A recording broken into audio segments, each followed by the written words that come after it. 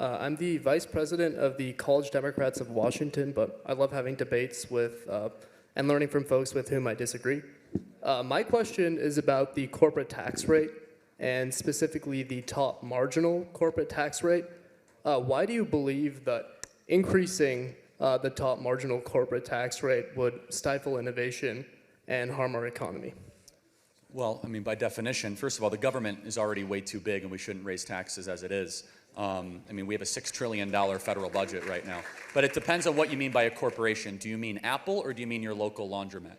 Well, the top marginal corporate tax rate, so let's just say for large cap companies over $10 billion. Fair enough, yeah.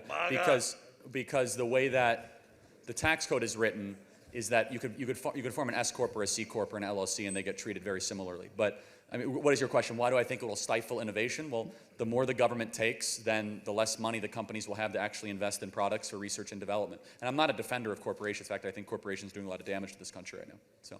Yeah, but I would personally advocate for increasing it perhaps to double what it is right now at 21%.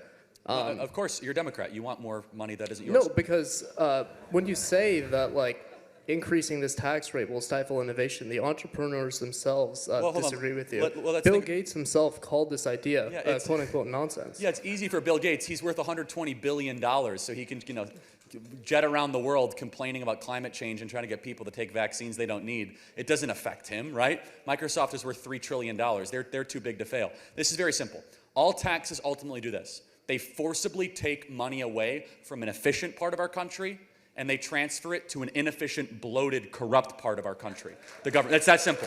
So it's not that we should have zero taxes, it's that you're calling for doubling, which is to take more money from an efficient part of the economy towards a bloated federal government that is already spending $6 trillion a year, the biggest the government has ever been. I mean, I would push back on the idea that it is an efficient part of the economy. Look at, for example, Microsoft and Apple. Both of these companies have over $150 billion in cash on hand, not cash that is being used for R&D, cash that is just sitting in bank accounts.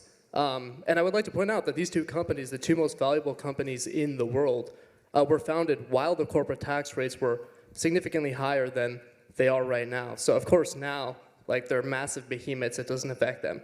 But when these companies were getting started, like, the corporate tax rates were incredibly high. Because it didn't impact them, because they were getting started. It didn't impact them, they were getting started, like you said.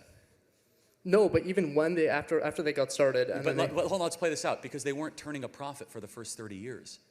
Like, learn something about Microsoft's history. No, hold on a second. They didn't pay any taxes for 20 years. No corporation worth any salt or an accountant that knows what they're doing is not going to pay any taxes for 20 years. Why? You're going to intentionally show losses to not pay taxes. Taxes, by definition, are only going to be on profits. So Apple and Microsoft, being very nifty, they said, we're just going to keep on showing deficits and showing losses, therefore evading all corporate taxes for 20 years. And where do they get their money? By boosting the stock price, by going through an IPO, an initial public offering, and then eventually going on the public market and boosting their valuation by showing losses, but their valuation is actually much greater than the quote-unquote profit. Does that make sense? The profit margin. So the argument doesn't hit. No, but when you look at the profit margins, Microsoft was an incredibly profitable company even within 15 years. They are now, obviously. No. Even at the beginning, software is the biggest money printer in the history of the world. They weren't profitable. That's the point, is that they spent more than they brought in. They had good revenue. You know the difference in revenue and profit, obviously. No, yeah. Okay, yeah, but these companies intentionally did not turn a profit for the first couple decades. They'd be silly to do that. No, they were profitable. That's my point. They had a price-to-earnings ratio. Microsoft in the 80s and the 90s was a profitable company. No, I understand, but the point being is that these startup companies, I'd have to go all the way back into the business literature of every single year, they intentionally, just using as an example, their stock as leverage to not actually post earnings. So if you want to tax revenue, that's a separate issue, right? Because a lot of these companies aren't profit, even... Yeah. Not revenue, profit, yeah. Okay, that's a separate issue. But again, we have a difference of opinion here. I don't want to give the government any more of our money, and you do. And so we just disagree. Okay. Thank you, Charlie. Thank you.